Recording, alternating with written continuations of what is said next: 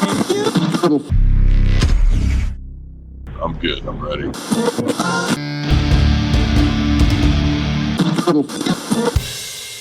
The Double Dealing Podcast, where it's always double the pleasure and triple the fun with your hosts, Dave and Luke. Yo!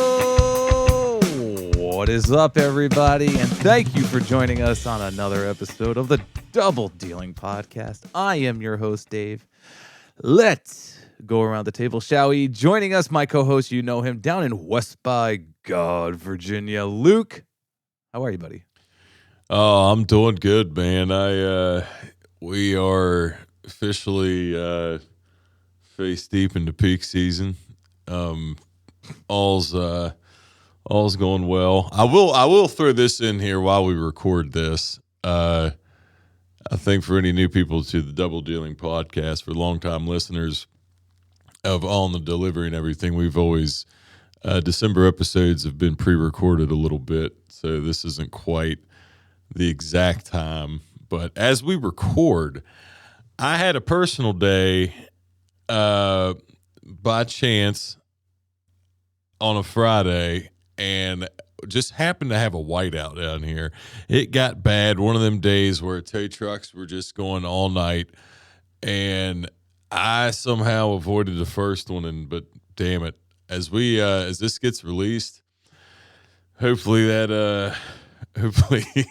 warmed up a little bit. I'll just say that. But no, all's good, brother. Doing well. Good. I ended up having my first helper. I know we're a little deep into it, but right as of this time of recording, just a little before Thanksgiving. I just had my first helper today. First helper I've had in like probably 3 years, because everything with COVID, it was optional, and I was like, nah, I don't want one. But he was good. I didn't leave him on the side of the road. For anybody wondering, I definitely got joked about with that one from a couple people. But sure. Real quick too, before we get started, I want to give a huge shout out to Lars. Lars ended up having me on his podcast and Luke on a different day. So definitely go head out and check out Lars's podcast and follow him on Instagram at I am Lars. And the Lars podcast. First ever podcast I've ever done that wasn't our own. It was so, man, I felt like when they show those baby giraffes first being born, just trying to walk for a minute, like that was you. Like the beginning of it was, man. I was sitting there. Just to give it real quick, when it was as simple as opening up email and getting on Riverside, it wasn't like it was even low-tech Tommy could do that. But when I realized if something fucked up with the email, I was like, God, I don't have Dave here to fucking guide me through this or fucking Nate. It's like it was 8 a.m, man. I was going to be screwed, but it worked out. It all worked out good. Yeah, heck yeah. Yeah, and it was fun. It was good, weird. Man. It was weird for me because I'm so used to being like the traffic controller on the podcast, if you will. So like it was cool though.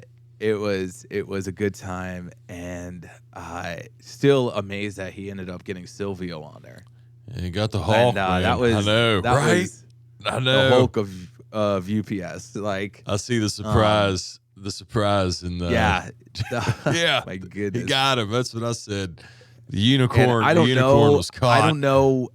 Yeah, and like I don't know if this is gonna be released by the time he releases that episode, but we do find out, and everybody talk. I know Luke and I have talked about it before on here. We'll tell you guys. We'll tell you guys on his afterwards. Show. We can't say it. You do find out on his show who his camera guy is. And it's one of the biggest questions we had, and I asked Lars. I was like, "Did you ask him who his camera guy is?" Because that's really important. But yeah, so definitely shout out to Lars and go check out his podcast, guys. For sure. Dude, yeah. So this one's gonna be super exciting tonight. Our guests. So this one's gonna be totally van life just centered, and everything that has to do with the Rolling Rogans. So joining us tonight, Joe and Amy Rogan. How are you guys? Hey!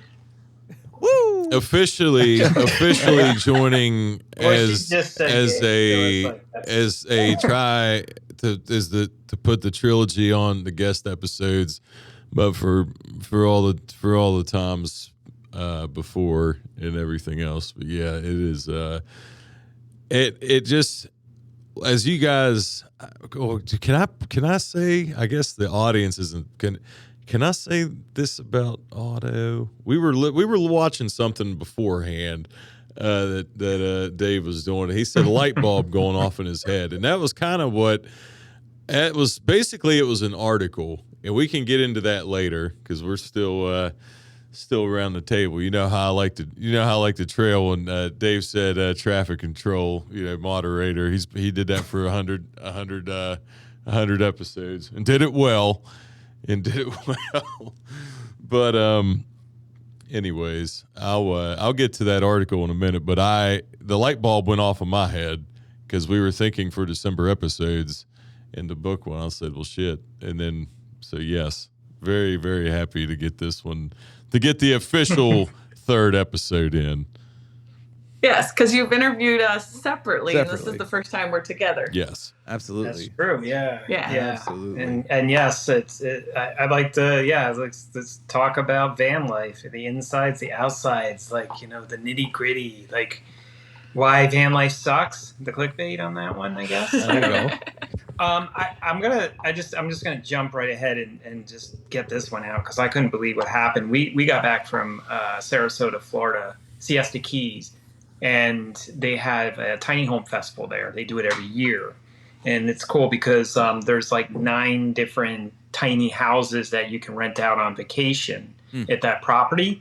And the property was owned by Gallagher's brother. Originally. So, the guy oh yeah, Gallagher. Fuck yeah, with the watermelons. Yeah. They're talking. Yeah, the watermelon. They're talking about Dave. So he was a comedian. Not a fucking clue. He was oh my God. He was a that must be that's that tiny age gap has to be. Gallagher was a comedian. Tiny age gap.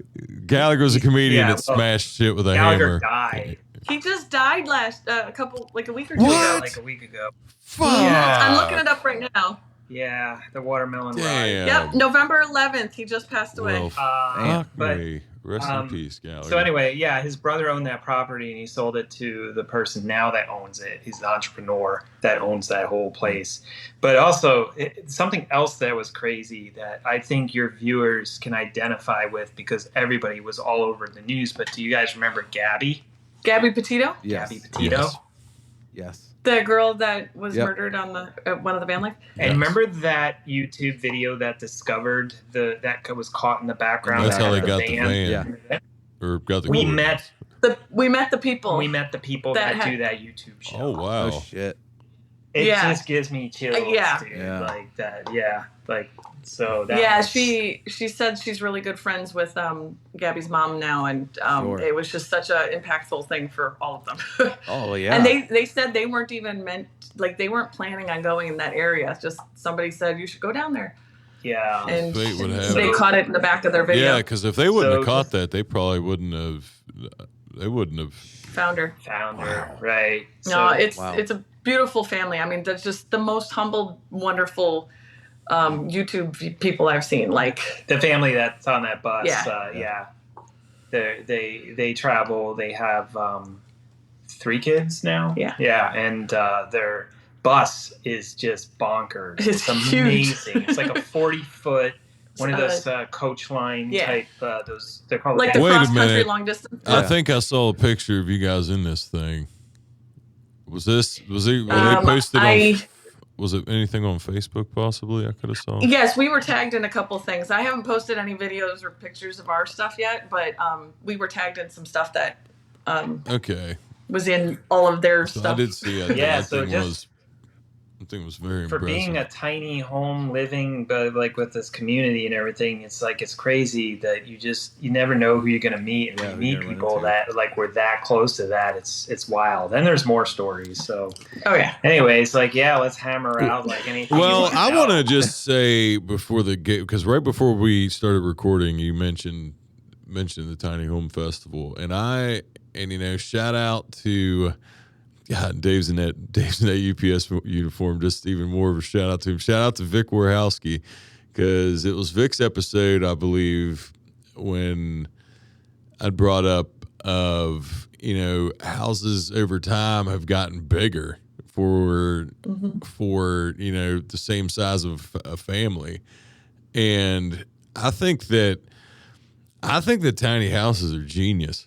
I think a lot of people, I think it's probably just vain. People don't want to have people think they need a big house, but what the fuck for? Especially right now. It's so much to clean. Yeah, it is so much to clean, so much to upkeep. As far as expense, I don't know. Of course, this is coming from somebody that works a shit ton 5 days a week as well. So I don't feel like I spend that much, time, but I don't know. But with the cost of so could you give an average just on say if you had a tiny house, not something mobile, but just stationary, I guess in the square foot, what? I should have looked that up before, but since it was what constitutes a tiny home is I think 400 square feet or less. I thought it was 300 feet, but I just have. Oh, now I got to look it up. I thought it was 300 feet, but we will just say 300 to 400. No, nothing bigger than 400 feet in square feet. And if that cost wise to get an on average tiny home compared to it can vary just like big homes, but I think some of the prices I saw this weekend were 45,000 to 60,000. Yeah, for a tiny home. They're actually Google designates a tiny home under 600 square feet. I don't know about that. Yeah. See, but that's what I'm saying though. You get 45,000. That to me. Shit. I lived in 600 square feet before that. Yeah. Right. Right. Yeah. So it was college. Yeah. This one says ranges between 60 and 400 square feet. Yeah. I'm going to put them on 400 square feet or less. Yeah. I definitely will have to look a little bit. Wait, so what's your guys' van? With the space that we built in our layout of our van, we have a 20-foot van, but to give you an idea of the square feet, it's 72 square feet. In the main living space. 72. But I don't think that includes... Been married for 22 years. We've been full-time for 3 years, and we haven't killed each other yet. So I guess that's good. Whoa, that's the first time you said yet. So here's a question here's a question everybody wants to know. So you got a 72 square foot house? Yes. All right. So how do you guys go to the bathroom in there? Well, we've been together 26 years, so obviously we're not shy about anything. Right. Okay. So it's but you guys don't have a designated toilet because it's so small. No, it's in the kitchen. Yeah. It's in the kitchen, the living room. So do you guys have something built into the van where you just drop a deuce and just Yeah, you can make bacon and eggs in the morning while you're dropping a deuce. So you're sitting on something while you're cooking. It's all about efficiency. Multiple purposes. All right, I gotta think about all the time you save. So our toilet is a folding toilet, and so we use bags and a folding toilet. Yes. Yes. So there's other versions. Is this something senior citizens toilets use? And stuff. No. Oh, that would be for me. I don't think we would be fine. I think about the stuff, and Ashley and I wouldn't be. We wouldn't be cut out for. I mean, we're not. I don't know the space of this place. I'm going to say this: it wouldn't be the fact of bags or anything like that would be. I feel like we piss in bottles every day. So. I feel like I blow it up. I blow up our bathroom so bad she gets so mad sometimes that I just don't think. Oh yeah, so what's that I would like? drive. Huh? I don't. You guys got air fresheners? I would drive her out of the van. The fart fan. You guys got the vent on the roof. I picture Dave Chappelle in that skit that goes exploding. When he shits out, yes, yeah, dude. That's how bad it gets sometimes. A lot of gas station food, But yeah, pepperoni rolls, exactly. God, I was so happy that was such a proud day. But thanks to you, actually, with the pepperoni roll offering when we were together, I was able to create common ground with this couple that were wearing West Virginia, hats. Yeah. Nice. So it's like, yes. Oh, yeah. So immediately when I said pepperoni roll, it was like they lit up. Oh yeah, because they know you have to know. They're like, they must know somebody. They got to know somebody in here. So part of the process when we get the toilet out, because we gotta go, right, is to make sure we turn on the vent fans to exhaust the smell out. Mm-hmm. But honestly, the worst one out of all three of us is Juno. Oh, I was gonna ask about that. Yeah, she is nasty. Yeah. Yeah. I mean, listen, I have a lot of experience with cats and shits.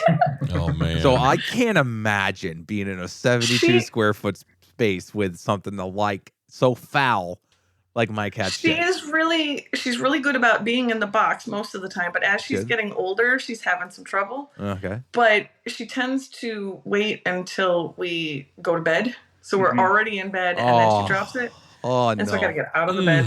Or that would piss me off. Well, actually, she's really good. She knows that we're going to get on the road again, so she has to go outside and she'll go to the bathroom. Okay. So that's usually helpful. But if we're kind of rushing her, we start the engine, we start driving, and then she drops it, and that's like, oh god. You know how it is. You tell your kids, you better go before we leave. Yeah, right. Go before we leave. No, you just tell her. She most of the time she does, just not this last time. But going back, we have two ways. Number one, for doing number one, we actually have a jug. I can stand and pee. Mm-hmm. I have a funnel. A jug. Yeah. Yes, we have a pee bottle. A 5-gallon jug? What's the size of the jug? I think it's a 1 liter. I think it is 1 liter. 1 or 1.5 liters. Yeah. I forget. So are we talking about a standard? It's like a hospital. Yeah, it's got the really wide cap. Because Joe needs a wide cap. Boom. Boom. Yeah, boom. My man.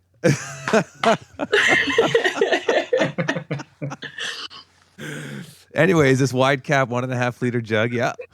Yeah. Yep. That's good. Oh, and I heard the proper term for me is a urine diverter. But it's a funnel, and I can stand and pee. There you go. Game changer. That was total game changer. I'm sure it was total a game Absolutely. changer. I can even go when we're driving. And then we just poop in bags? Yes. Yes. And we shit bomb at gas stations. It's called shit bombing. Shit bombing. Yeah. And so what do you do with the bags after?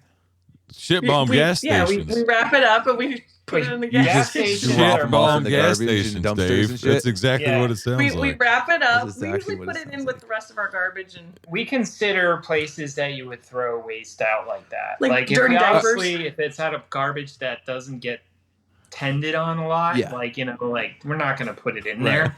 But gas stations have that middle regular, right when you pull up to get your gas, everybody takes all the crap as their And if it's overflowing, we don't put it in that either. Of course, we are respectful in certain ways, but of course, gas stations have the perfect wide mouth open garbage can. Totally. It's making me laugh. So because thinking of shit bags.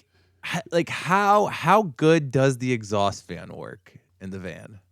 Pretty good. Pretty good, yeah. And we have two, so I mean, we can create a really strong wind tunnel. So you're driving, so as soon as you guys shit, is it immediately time to find a gas station to get this thing out of the van? Wait, sorry, Dave. Finish that. What? No, I was gonna. So as soon as say Amy's driving, Joe has to shit, all right, and so Joe takes a shit, ties it up in the bag. Right, I'm assuming you just tie it up, and so is it at that point you're we need to find a gas station right now to get this thing out of here? Yeah, those things can stay in there, dude. We try. I mean, listen, I feel I feel we've all once in this company have shit in the back of the brown truck. I never have. I just go outside. but I would have. If I would have had to, I would have shit in a bag. I would have shit in a bag, plenty. If I would have had to. That, like, it stinks in the back of that Yes. truck until you get that thing out of there. Yes. Oh, because there's no fans. Yeah, dude, it's a box. They got a whole. They got. You guys got a whole circulation system is a going. coffin. Okay, all right. Dude, their van. Jay's got PSD, and you think they're gonna have the van fucking anything like a UPS truck, dude? I mean, I think the longest we've had it in there, and it's like a clock ticking. Like, say, like right before we go to bed, one of us had to go, so it stayed in the van overnight. Mm-hmm. But we put it in our regular garbage, so we tie it off, so it's kind of like double bagged. Okay, that's good. It doesn't. So that helps. Yeah, it can start to smell like a baby diaper, like after, especially Joe's. I think a day. A day would be done. And a lot of times that happens if we're in the middle of nowhere. I know where you're going, Dave. Like, it'll be constantly on your mind that there's like doo-doo in the bag. In a location but this is the part. Right. That's true, though. I'm glad we talked about this first, because that is a part that nobody would ever talk about. It's like literally, to use a reference, but for the same thing, Game of Thrones, Robert Baratheon had said, he was talking about killing people, or the first person he killed in battle, whatever. He said, they never tell you how they all shit themselves. They leave that part out of the songs. but it's like, but it's such a, it's such, to call it an elephant in the room, people don't want to ask or have to. I mean, if we want to go further, I can talk more about the women's stuff. Joe's face. Luckily, I've had my surgery, so I don't have to deal with that anymore. Yeah. So that was a big game changer for me too. Yeah.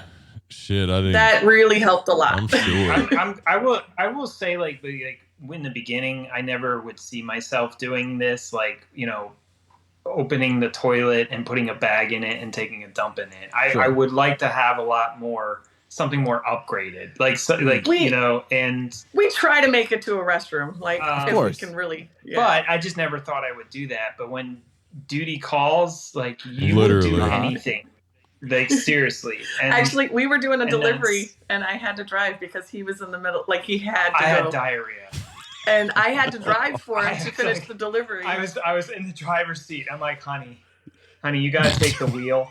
Just take the wheel. And he had to climb over. We had semi truck tires. We had a very time sensitive. It was a rush order. It was a rush order.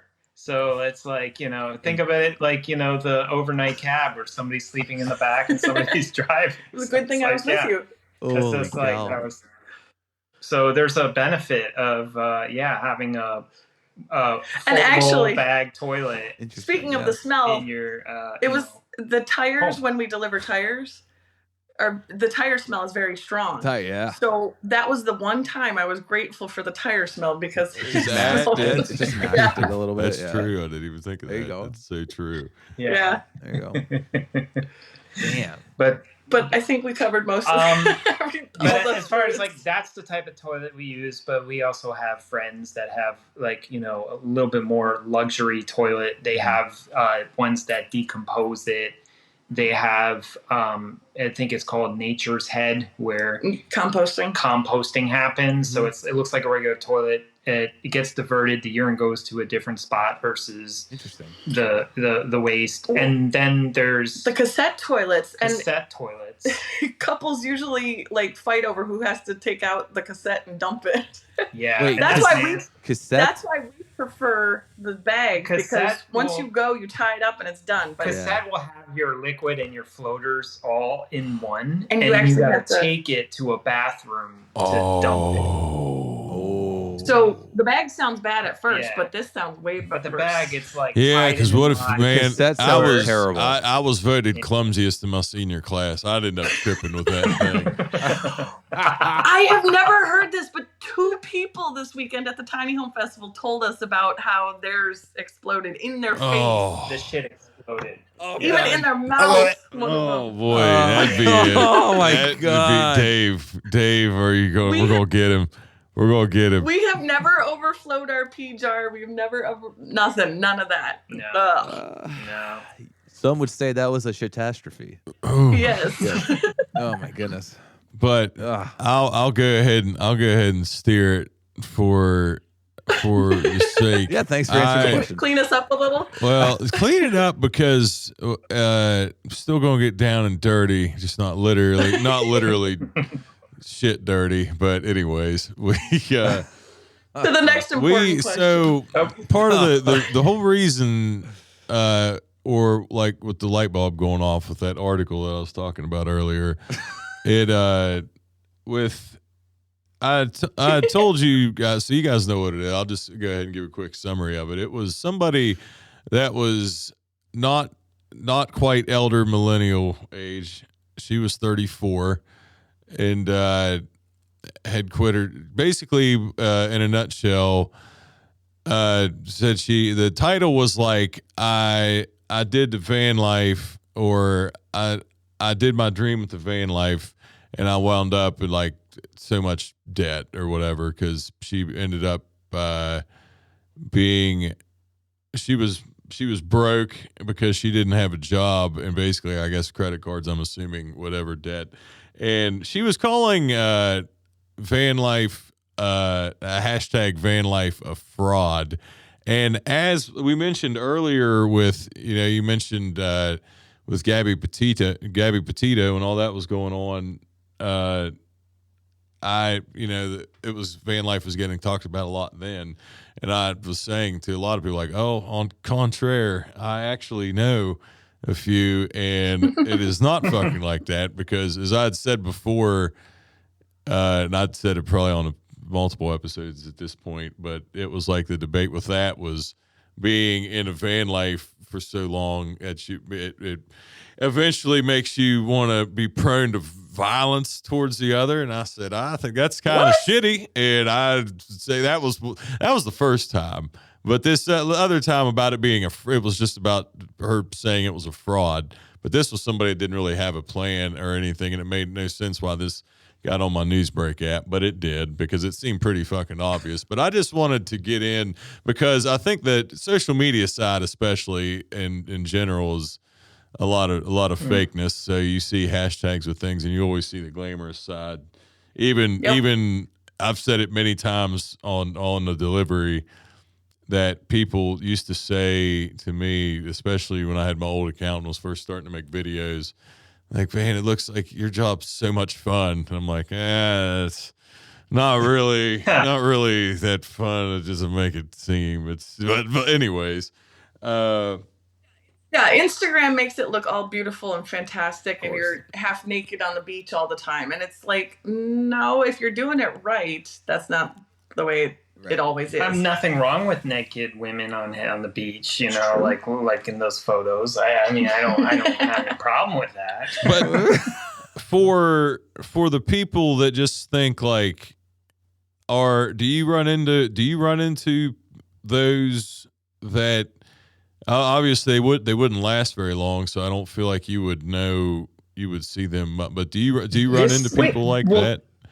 We ran into that one couple that had their whole thing built and then realized they were young. Yeah. They were software engineers and programmers, and they just hit the road so quick. I think they were 3 months in. Yeah. I think they're doing fine as a couple, but I think what their situation is they really didn't forward or think it through how they want to live in their van.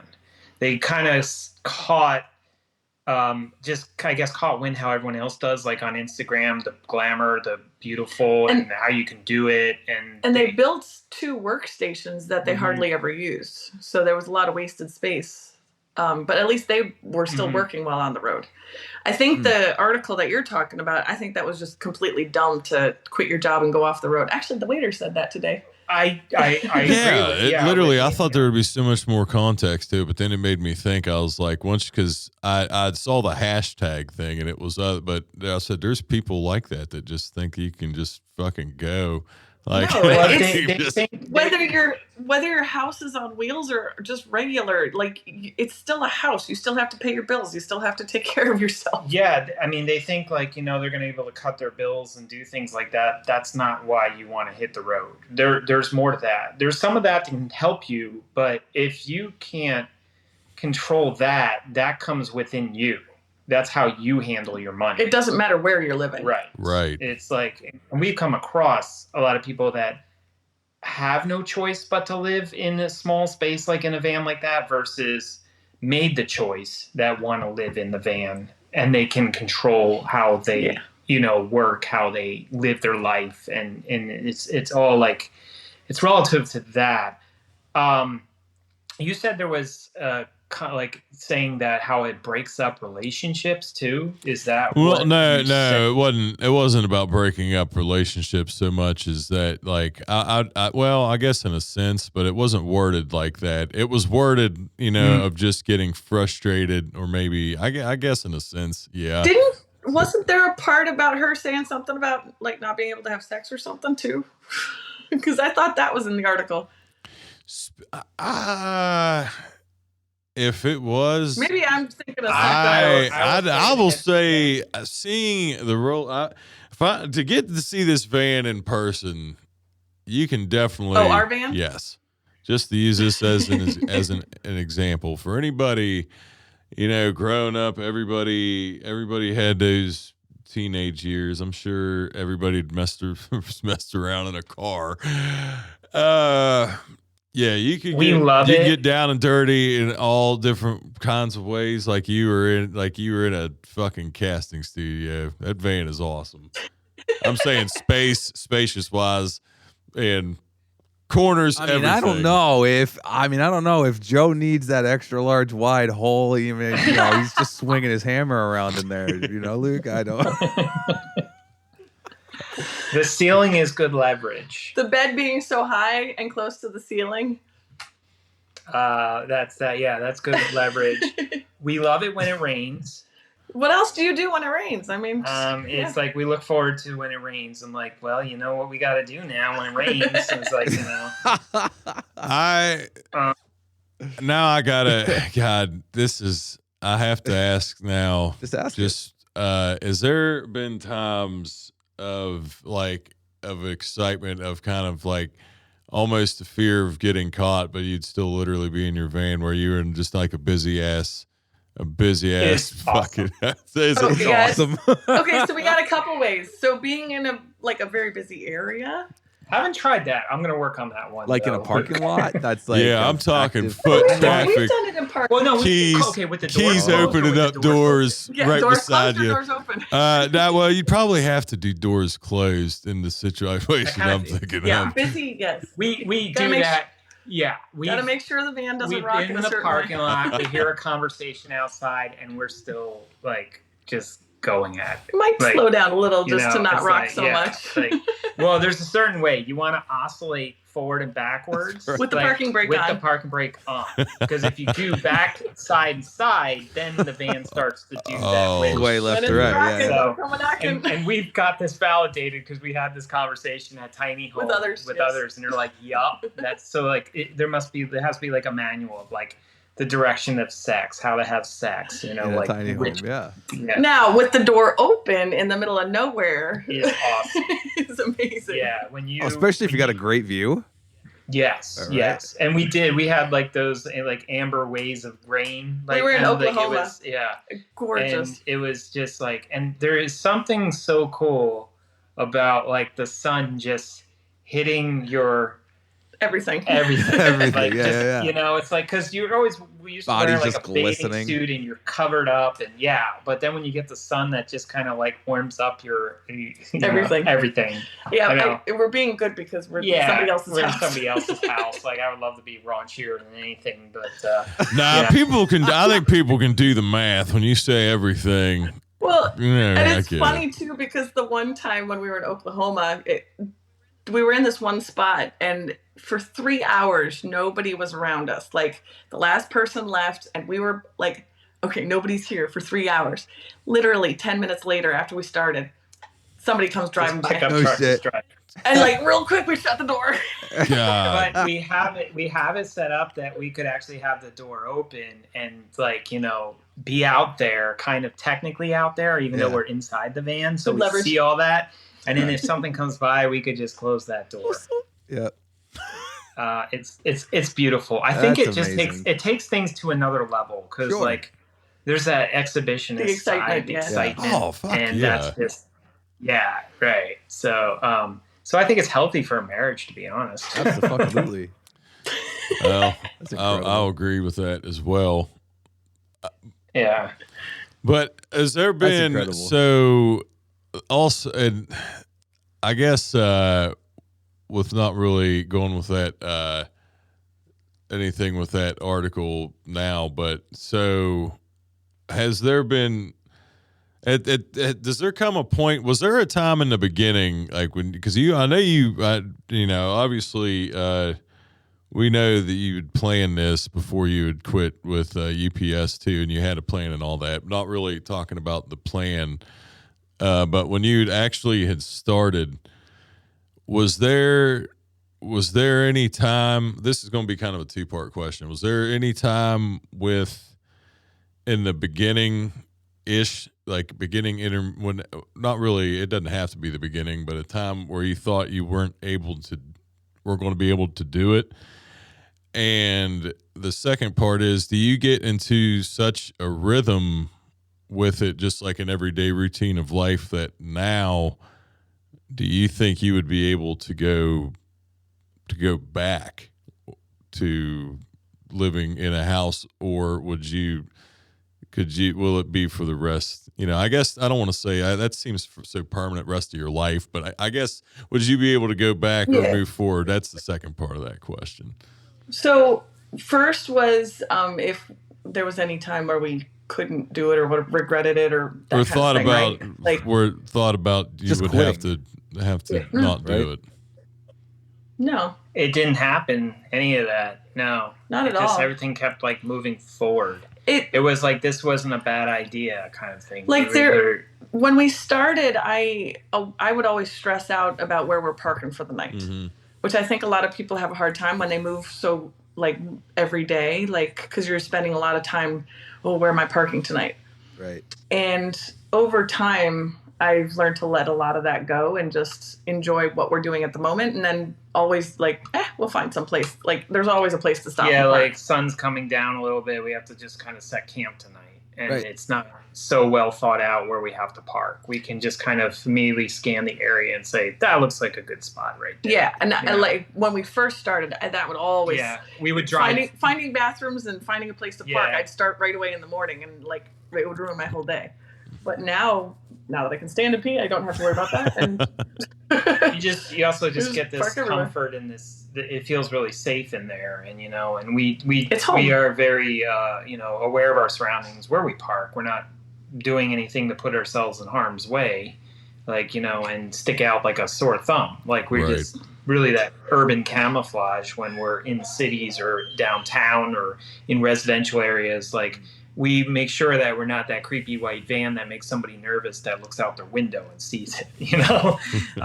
But we definitely do park in neighborhoods, and we're like your neighborhood watch, I guess you Right. could say. we're very So- conscious to Mhm. be, conscious of the people's houses and neighborhoods, and not park where we're not supposed to, but also not park in dangerous places. And don't like, park in the same place and don't sit there forever, for Right. days, because Right. that's how unless you're out in BLM land and that's like different. public But space. when you're being the stealthy part and you just need to In be urban. overnight in urban, because our van is more structured for what we call urban camouflage in the tiny home community. And that's when we disguise ourselves. We're more stealthy. I'll put a construction hard hat on the dashboard, and I'll put a fluorescent vest on the passenger side, and I'll park like right next to contractor vans or near like construction that's going on. Sure. And then we just pull the curtain closed and we just live our life. So like that was like one question, I guess, going off of that is, how do you guys find these parking like how do you guys find your parking areas for that night or a couple days? Like is there like a tiny home community app where people like recommend like this place? So there's or a couple things, yeah. So we've been full-time for 3 years, so now we're pretty practiced at it, and we know kind of our favorite spots. Like, Sure. we don't do Walmarts anymore because we're too good for that. Amateurs. Yeah. But it depends on what we're doing. Like if we're traveling through real quick, we'll just use Cracker Barrels. Or Flying J's. Or hotels. Like hotels. one of our. So it's not illegal? Yes. No, it's not illegal. No, Cracker Barrels, they have those parking No, spots. I mean, in the like, back. you can literally just, like, park in the Cracker Barrel parking lot for the night? That's and legal. just, like, That's legal. That's because they have RV parking. Yeah, have you never and they seen let the you RV parking specifically out in the yourself. back? dude, I don't have a Cracker Barrel in the state of New York. What? Fucking New York's missing out, Did buddy. you say crackle? Crackle. Cracker. I got a crackle barrel over here. Probably why. Listen, I'm sorry. Yeah, it's fine. Okay, yeah, That's those okay. are they have RV parking spots, and it used to be that you would have to ask managers if it's okay if I park overnight. Mm-hmm.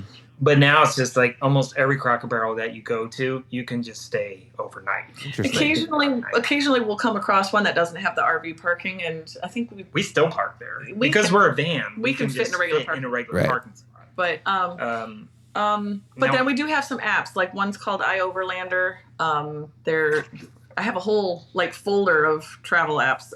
Free Roam, RV Life. Like I've got like a whole thing on my phone of just different apps and stuff. iOverlander That's cool. is a very good app that's shared by the community of RVers. Free Roam and iOverlander are probably our two biggest ones that we use. And I think it even goes further, like where some people that are like in this close knit community of like, their friends that are nomads, like they don't want to ruin it because sometimes when people see these apps and they're using them, they tend to ruin the spots by really camping out there too long And leaving their pee bottles on the leaving their curb. pee bottles, Ooh. doing all those things. So No bueno.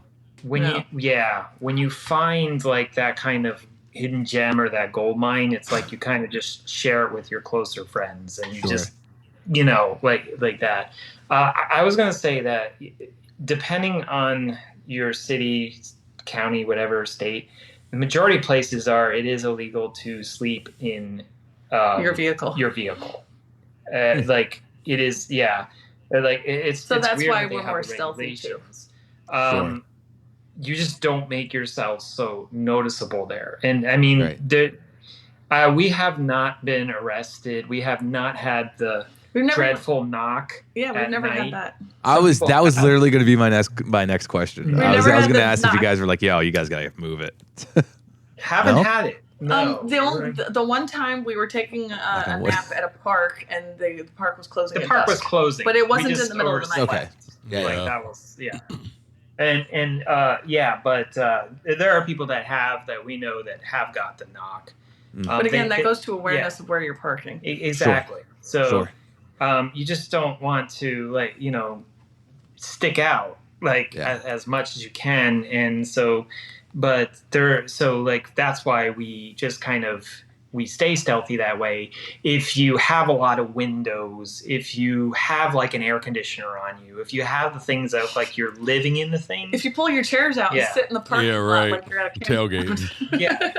then you're like of course, and we don't do that at all.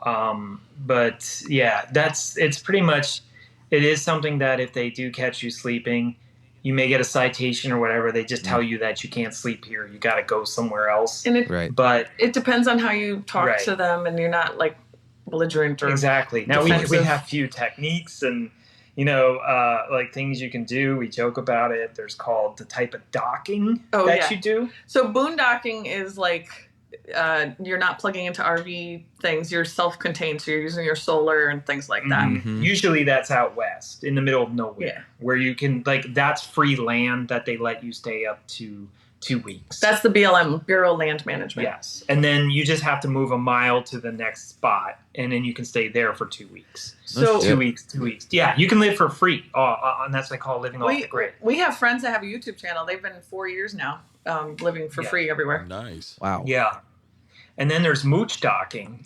Mooch docking is when you are usually at friends or family, or you're parked in their driveway. We're mooch docking right now. Yeah. And so that way you can like plug into their garage to charge your batteries, use facilities, take a shower. It's called mooch docking. That is awesome.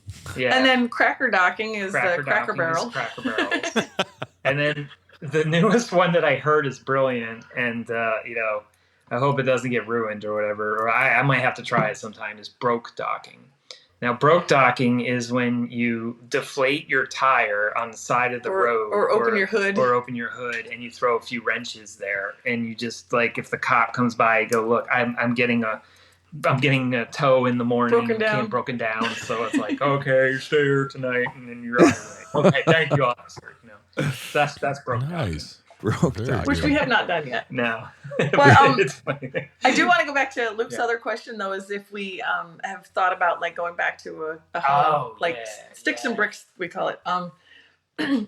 Not anytime soon for us. We don't really see stopping anytime soon. But we always are on the lookout for property, land, the next kind of finding a little bit of a home base where we could help other nomads as they're traveling through.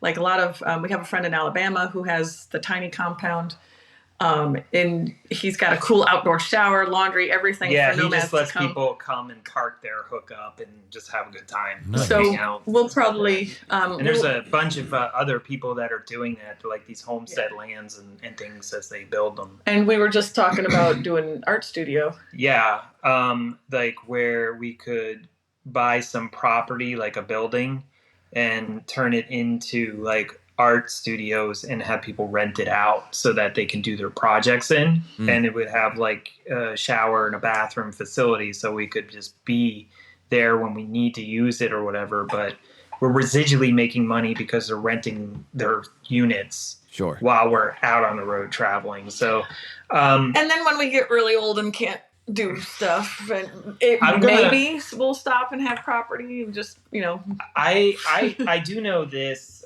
Luke, that I still will live tiny, even if it doesn't have wheels.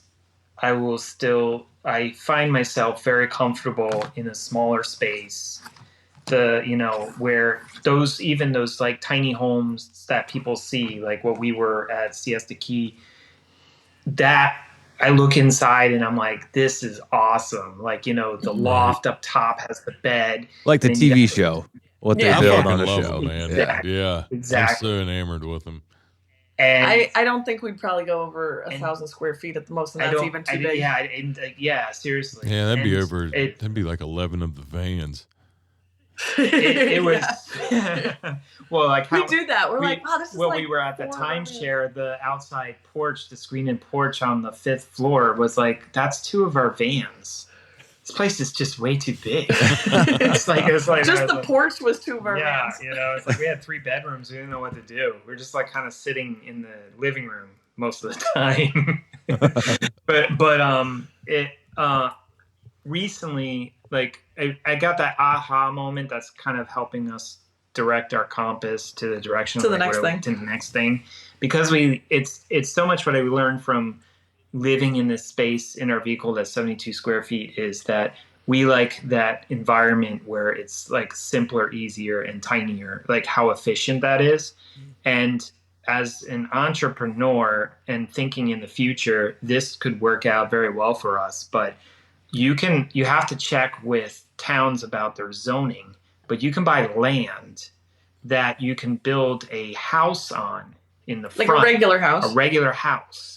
And then behind the dwelling is where you can build the tiny home. Like they allow the tiny home to be there. So think about it as like a duplex where you live on one side, but the person rents it out, so that pays for the duplex. So imagine if like they are in the house in the front, renting that, and you're just in this little tiny space in this dwelling in the back. Like how much income that produced. Fuck. Yeah. Especially the charge of renting in a house. God, I wouldn't even want to know the average of that right now. Make me want to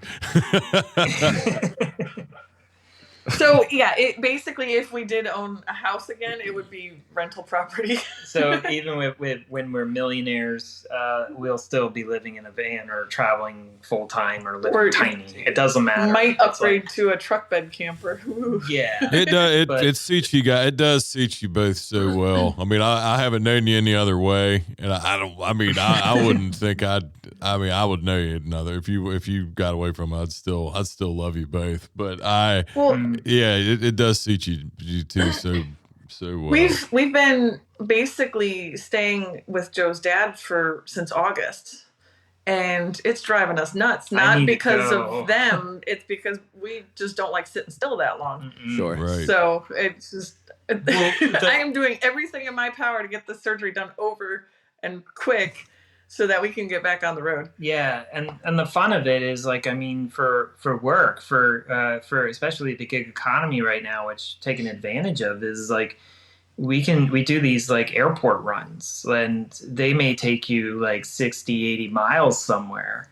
But the idea is, like, you know, when you're taking somebody's airport luggage that was delayed from their flight back to them, and you get paid for that, you get paid to go to some direction that you have no idea. It's like wherever the road takes you, but your intention is not to return back.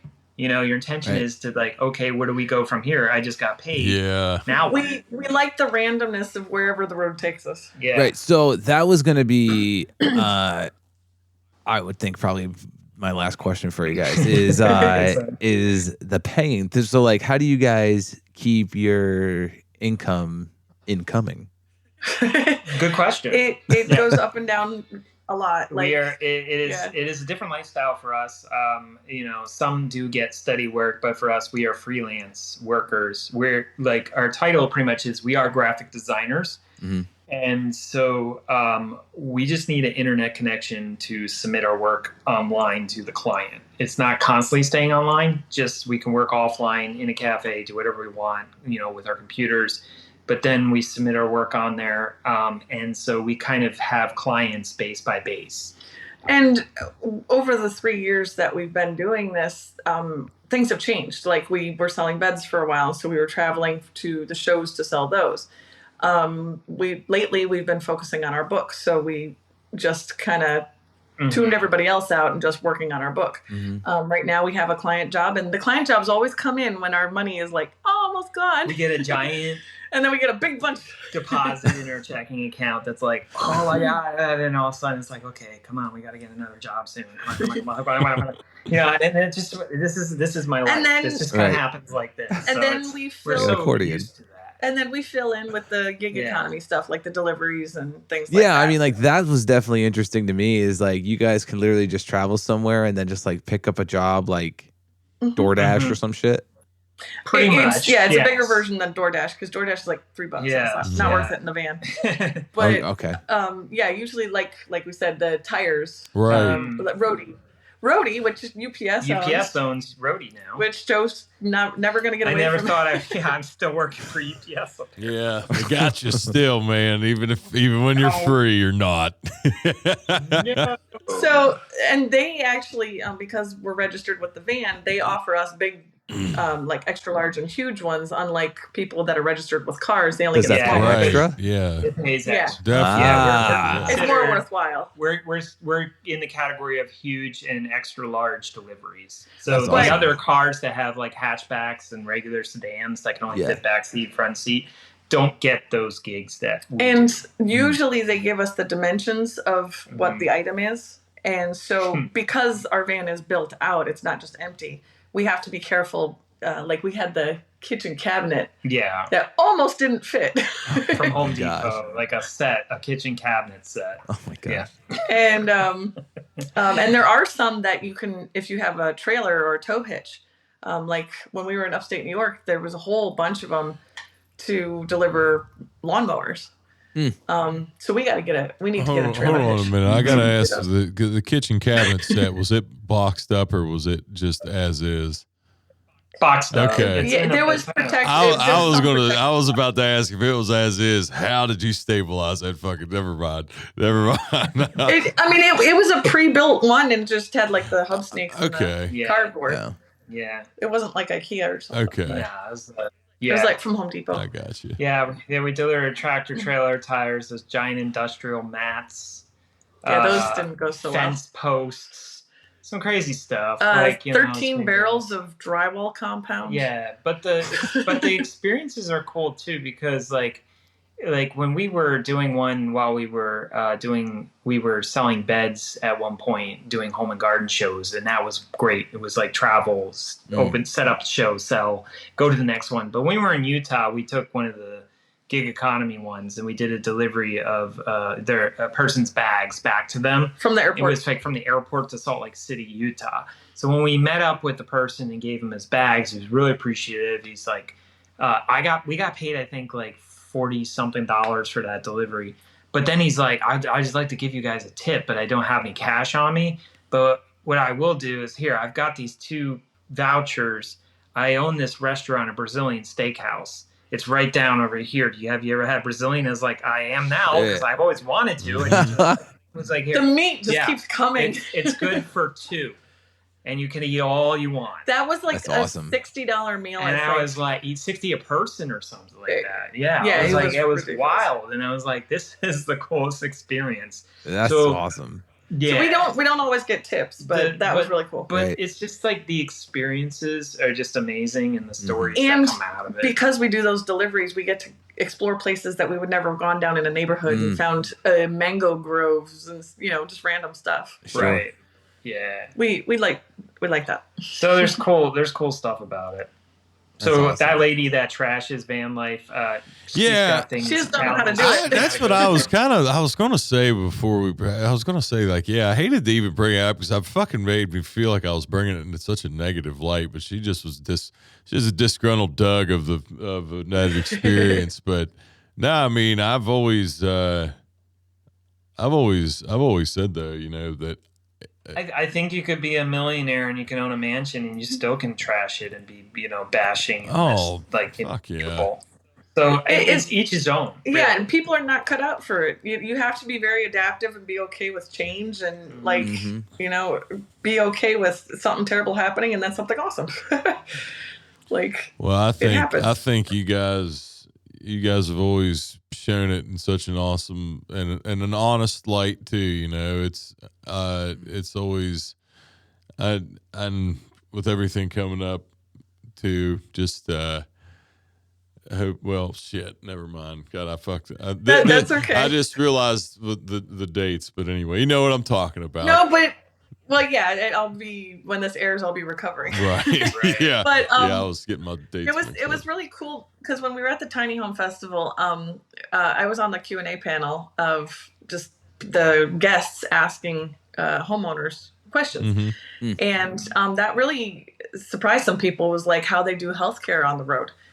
People don't think about that, and then some people do. They're like, I can't go on the road because I've got health issues and I have to have doctors and stuff. So I've been getting thrown into that very quickly and learning, just the health insurance and how, we have to come back to Florida because our health insurance is based out of Florida. And right. But we have the guy that helps us with our coverage. He knows that we travel. So he's helped us get the right plan so that we're covered at emergency rooms and urgent cares no matter where we are. Raccoon bites. Or raccoon bites. Right. But the county covered that. So it's, building those relationships and having people that help us through to, navigate all that stuff. We got a guy. Yeah.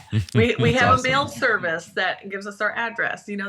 There's van life is not a new thing. People have been living in vans, RVs for years. The services are out there. It's just van life is trendy now. Right.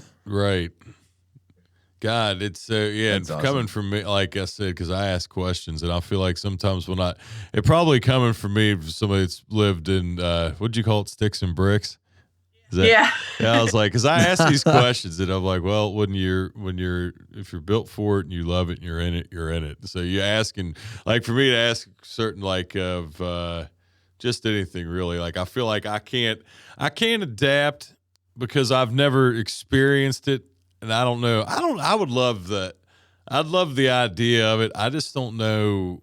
I don't know if I would be able to do it or not. One day maybe I would try, but I don't think. I don't know if I would And And work you don't out. have to punish yourself if you can't do it. I coach myself. It would be fun. It would be fun. I see the play, but see, I look at it. I'll just say this: but when I look at it of all the when I incorporate everything, I wouldn't be able to fucking do it. I know. I wouldn't be able to do it like to live. But when I see all of the awesome stuff, like the places you guys go and who you get to meet and the places traveled, just all that, I feel like would trump my pettiness that I would have of like like blowing up the toilet and actually getting but like stuff like that. I don't know. I feel like it would be those things happen far and few between. Right. But you learn, and what I think a lot of people are dreaming about van life for is because you do learn about yourself a lot. You learn what you're capable of. You learn that you're capable of more than what you thought, or if you really don't like it, and that's okay. right. There's other Right. vehicles, there's other lifestyles. Like you just, and you don't have to be full time. It's not that Yeah. hardcore. There are people that just do it part time. That just take the van out and they've got a couple weeks Or a couple months. So a couple months, and they're able to, teachers. I mean, when they're off from, the school and stuff, usually they get the whole summer. So it was like they go out and travel. We meet a lot of travel nurses. That's perfect for their profession. They love it because they have that flexibility. But it just. I mean, we've owned 2 homes, and it always bugged us that we couldn't move them. We tried. Yeah. we really did. It's like, yeah. It's like, I like my house, but it won't move. Well, I mean, how awesome is it? Like, if you for Amy's situation with her health challenges, and she's not feeling well, but that you can park right next to the doctor's office the very next day that you're going to go. That's true. So that's true. You just roll out of bed and you go to the doctor's office instead of like worrying about fighting traffic and everything. Yeah, So, I've literally had, I think, 6 or 7 doctor's appointments now in the last 10 days, just to keep my surgery on track. So it's been very handy to just have my home with me at all times. So when I'm exhausted from all this stuff, I can just lay down and go to bed. Yeah. So it works well for us, but it's not for everybody. That's awesome. Luke, I mean, I feel like we can go into so much more stuff. I mean, you guys have the book, you guys have the show. So much. So just to, I guess, kind of put that all together real quick, where can people, I'll put the link in the description of the episode.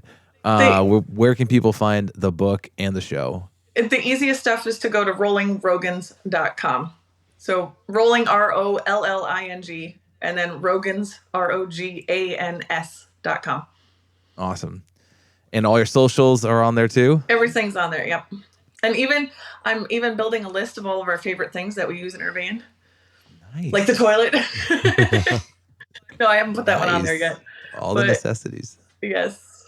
But yeah, there's whatever we do, we always put it on our website. So cool. Yep. Luke, anything else for them? No, I think I'm good this way, brother. Awesome. Oh, we didn't even talk about Juno living in the van. Yeah, we got so much more. I've said it before, and I will say it again. That was and the honor, Joe. As much as you said it was awesome for me to reach out and grab and hold that cat. The fucking pleasure was all mine. I was starstruck. I was almost. She has a retirement home now. Yeah. We got a little house for her so that she can go in when we drive. Oh, And that's assisted awesome. living. Sometimes we lift her up and put her on the bed. God, awesome. God bless her. She's having a hard time jumping up in places now, so she's getting old, and Yes. but she's hanging in there. She's actually, after she drops a big one, then she's got a lot more energy. She can move. Don't we all? Yeah, right. Yes. She feels lighter and freer. Awesome. Well, everybody go check out the site, rollingrogans.com. You can find a link in the description of this episode. Joe, Amy, thank you guys so much for sharing, letting everybody know, letting all the listeners know The good, the bad, and the ugly of van life. That's a And the great title. dirty. That's a great title for that's a great title for the episode. The good, the bad, the dirty. There you go. The good, the bad, the dirty of van life. Van living. Love it. Van life. Yep. Yeah. Awesome. Thank you guys. Yep. Thanks for having us. Thank you This for was fun. Appreciate it. And Pleasure. Absolutely. we always love supporting you guys. Luke, all the listeners, we'll see you guys next week. Later, everybody.